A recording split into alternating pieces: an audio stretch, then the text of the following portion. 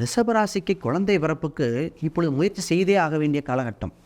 Sir 3ஆம் இடம் முயற்சி ஸ்தானம், தைரியஸ்தானம், வீரியஸ்தானத்தில் குரு பகவான் இருக்கும் பொழுது இப்போ குழந்தை கொடுக்கலாம். எப்போ கொடுப்பாங்க? குறிப்பாக 2வது குழந்தைக்கு சம்மந்தப்பட்ட முயற்சி செய்ய அதீத வாய்ப்பு. அப்போ முதல் குழந்தைக்கு சனி பகவான் பார்க்கறனால கொஞ்சம் எக்ஸசைஸ் பண்ண வேண்டியது. சார் குழந்தைக்கு கரெக்டான அமைப்பு உண்டு. இப்போ உங்களுக்கு குழந்தை பாக்கியம். சனி ஒருத்தருக்கு குழந்தையை கொடுக்கணும்னு நினச்சிட்டா நிச்சயமாக குழந்தையை கொடுத்துருவார். கர்மம் செய்ய குழந்தை இருக்கான்னு கேட்பாங்க. அப்போனா பையன் பார்ப்பானு கேட்பாங்க. சனி பகவான் சம்மந்தப்படும் போது 5ஆம் வீட்டுக்கு வருது, 3ஆம் இடத்துல குரு பகவான். அப்போ குழந்தை பாக்கியம் உண்டு. ஒரு சிலருக்கு ட்ரீட்மெண்ட் எடுத்தாங்க. இப்போ இந்த ரிஷபராசிக்கு போன டைம் நடந்த விஷயம் என்னென்னா, கோயிலுக்கு போகிற ரிஷபராசியோட ஐவிஎஃப் சென்டருக்கு போன ரிஷபராசி ஜாஸ்தி. ஏன் அப்படின்னா, நிறைய பேர்த்துக்கு மிஸ்கரேஜ் ஆன எண்ணிக்கை இந்த ராசிக்கு தாங்க.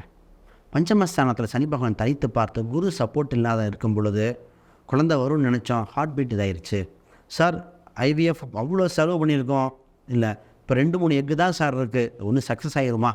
இதில் என்ன நடந்திருக்குன்னா, அவங்க பெண்களுக்கு யூட்ரஸ் சம்மந்தப்படல இருந்த இன்ஃபெக்ஷன் அதுவே மிஸ் ஆனது. ஆனால் இப்போ ஒரு சில கோயில் பரிகாரங்கள் செய்து, கோயில் வழிபாடுகள் செய்து குழந்தைக்கு ட்ரெயின் பண்ணால் சக்ஸஸ் ரேட் ஜாஸ்தியான இந்த வருடம் தான்.